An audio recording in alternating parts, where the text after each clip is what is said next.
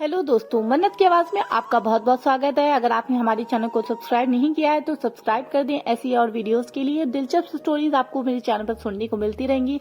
आज का हमारा टॉपिक है माँ की ममता की हार्ट टचिंग स्टोरी। तो चलिए आज की स्टोरी सुन लेते हैं। एक छोटे से कस्बे में एक समीर नाम का लड़का रहता था। वे बचपन में ही उसके पिता की मृत्यु हो जाने के कारण परिवार की आर्थिक स्थिति की बड़ी डायनेमिक थी। समीर की माँ कुछ पढ़ी लिखी जरूर थी, लेकिन उनकी पढ़ाई इतनी नहीं थी कि उनको नौकरी मिल सके। वे घर घर बर्तन मांजती थी और सिलाई का काम करती थी। किसी तरह से अपने बच्चे को पढ़ा लिखा रही थी। समीर के स्वभाव थोड़ा शर्मीला था और अक्सर चुपचाप बैठ रहता था।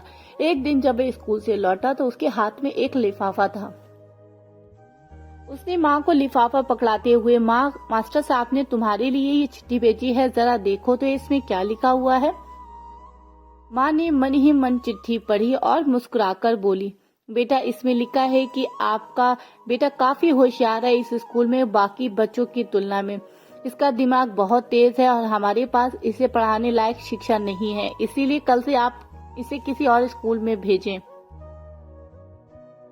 ये बात सुनकर समीर को स्कूल न जाने का दुख तो हुआ, पर साथ ही उसके मन में एक आत्मविश्वास से भर गया था, जो कि उसे लगा कि उसके अंदर कुछ खास है, उसके अंदर अच्छी बुद्धि के तीव्र है।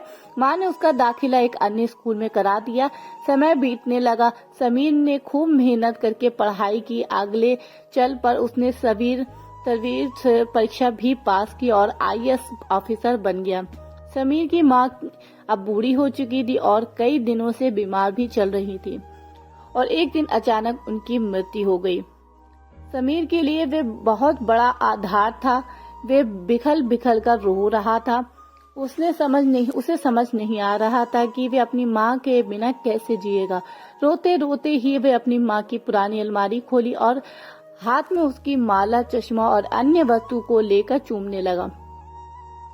उस अलमारी में से समीर के पुराने खिलौने और बचपन के कपड़े अभी तक संभाल कर रखे हुए थे। समीर एक एक कर सारी चीजें निकालने लगा और तभी उसकी नजर एक पुरानी चिट्ठी पर पड़ी। दरअसल ये वही चिट्ठी थी जो मास्टर साहब ने उसे 18 साल पहले दी। नम आंखों से समीर ने उसे पढ़ने लगा। आदरणीय अभिभावक, आपको बताते हुए हमें अफसोस हो रहा है कि आपका बेटा समीर पढ़ाई में बेहद कमजोर है और खेल कूद में भी भाग नहीं लेता।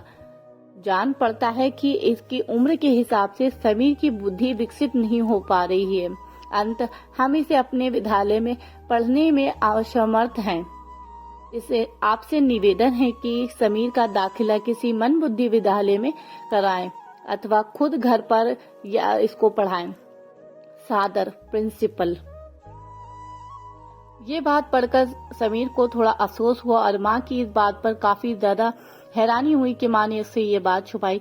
समीर जानता था कि भले ही उसकी माँ अब इस दुनिया में नहीं रही है, वो जहाँ भी है उसकी ममता, उसका आशीर्वाद सदा उस पर बना रहेगा।